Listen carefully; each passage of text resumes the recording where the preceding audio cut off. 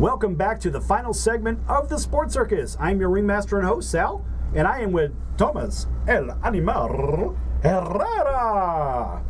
And we see a wonderful ring behind us. This guy has fought in the ring many a time.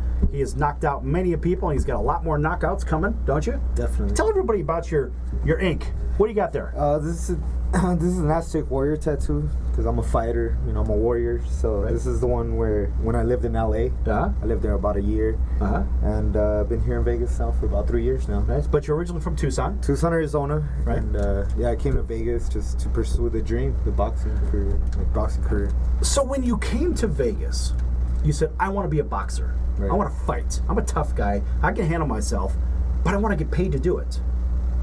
What was the first thing you did? Because there's a lot of people at home saying, hey, you know, maybe I have aspirations of being a fighter, but I don't really know what to do. I don't know who to trust, first and foremost, but I don't know a path to get there. Right. What's the first thing you do? Tell everybody at home, because I have no idea. Well, I mean, basically, everyone could become a professional fighter. I mean, there's just you just get a physical, blood work, and it's just paperwork, and you're good to go. But of course, you don't want to do it that way. There's the process, you know, amateur fighting, experience. Once you've experienced enough to go pro, then you go from there. But of course, it's a process. I mean, you gotta have like a manager, a promoter, matchmaker, someone to get you the right fights. Because if not, then it's gonna be a tough career. So the first step is to set up amateur fights. Now, how do you set up amateur fights?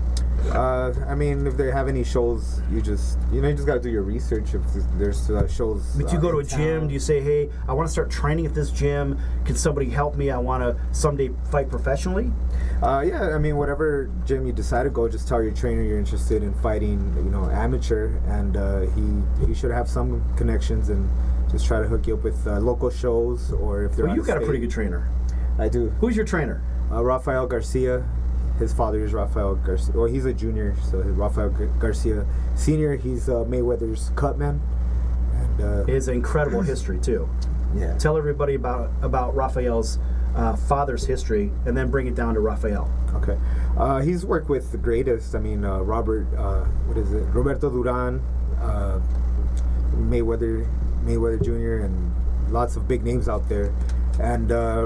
And my coach, Rafael Garcia Jr., he's just learned, like from the past, and he carries all that experience with him, and he's just passing it down to me and to his other fighters, and he's a great coach. That's why I'm with him, and he's definitely the type of trainer that he gets an underdog, and he gets more of his thing is just to create a champion, not like get a champion and continue winning fights.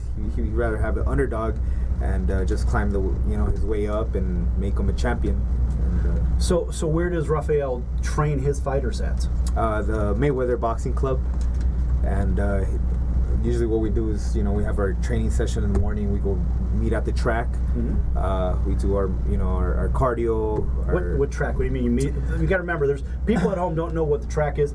I don't know what the track is. Are you talking about a race track Yeah, it's just or a running track? Yeah, no, it's a running track. Okay. Yeah, and he has us do different drills from like pushing, with the football players, they push that. Oh, right, where the big blocking Right. machine things. Yeah. Yeah, and he has just different drills, running sprints with weighted vests, and he'll time us, and we do the stairs.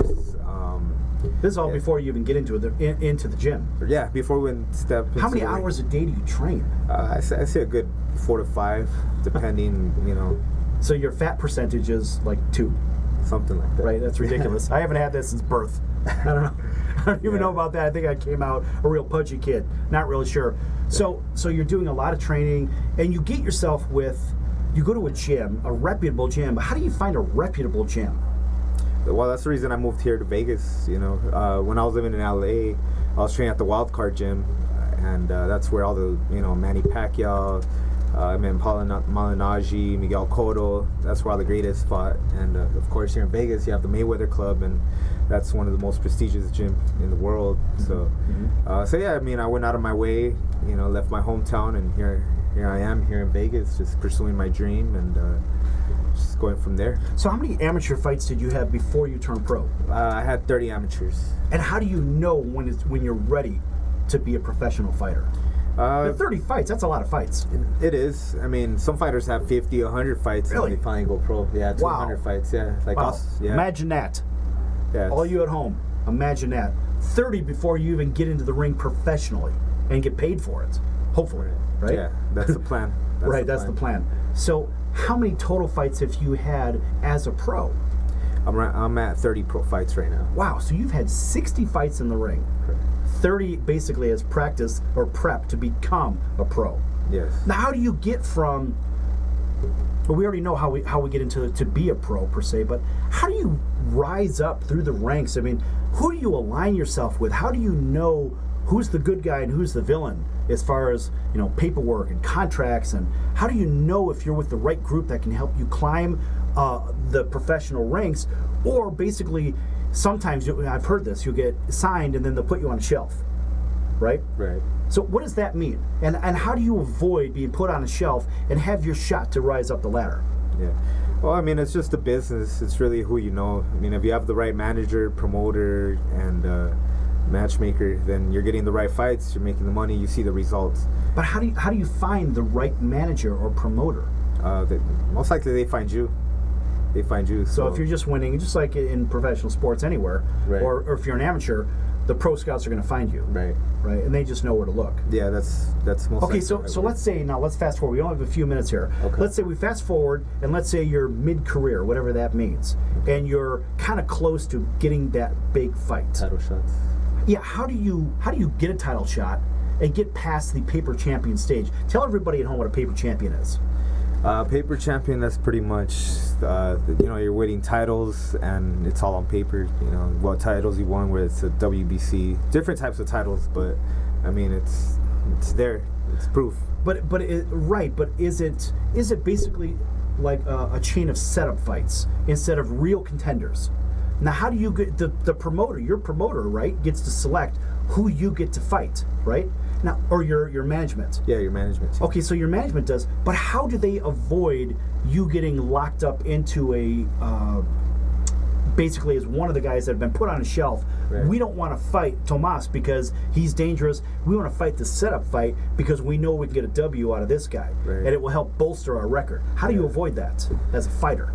I mean, it's really up to your management team. I mean, that they call it. That sounds awful. Yeah, that's just the way it works. I mean, but there's always that chance. You get the underdog, you want that win, but things don't happen that way. Well, it sounds very risky that you could take your whole life's the whole body of work for 10 years, for example, and say, well, I've been fighting for 10 years and I don't have a legitimate shot to get a title bout. Right. How do you avoid that? Well, that's a good Tell question. them. How do you avoid it? I mean, I have to ask because in the ring here, this guy's a master. I don't know anything about it. I eat popcorn and take video on the side. But this guy's in the ring. Tell them at home what they need to avoid so they don't become one of those setup fights. Just an opponent. Yeah, just an opponent with no real shot. You got 1 minute. Tell everybody at home. Well, basically, you just have to have a great team, and they're the ones that's going to manage you, take you to the top. And if that doesn't happen, then it's going to be a tough career. But you just put in your hard work and your sacrifice, your dedication, and eventually, only time will tell. And if it's meant to be, it's meant to be. Wow, sounds like there's a lot of faith, and I can understand that side of it. It's a tough sport. But there has to be a good path. We're going to bring you back, on another day, and we're going to talk again about that path because that path is a show in itself. Right. Would you agree? Yeah, definitely. Absolutely. Maybe we'll bring Billy in there and we can talk about the path as well because Billy's been on the big cards. Oh, yeah. He's certainly been on that. He was on the Holyfield, Tyson card, etc. and so forth. So we're going to save that for another episode of the Sports Circus. But in the meantime, I want to thank you for coming on. Anytime. Always a pleasure having you on. Likewise. And we'll certainly bring you back. Make sure you tune in every day from 5 to 6 p.m. And you can check out the Sports Circus at thesportscircus.com. Until next time, have a great day.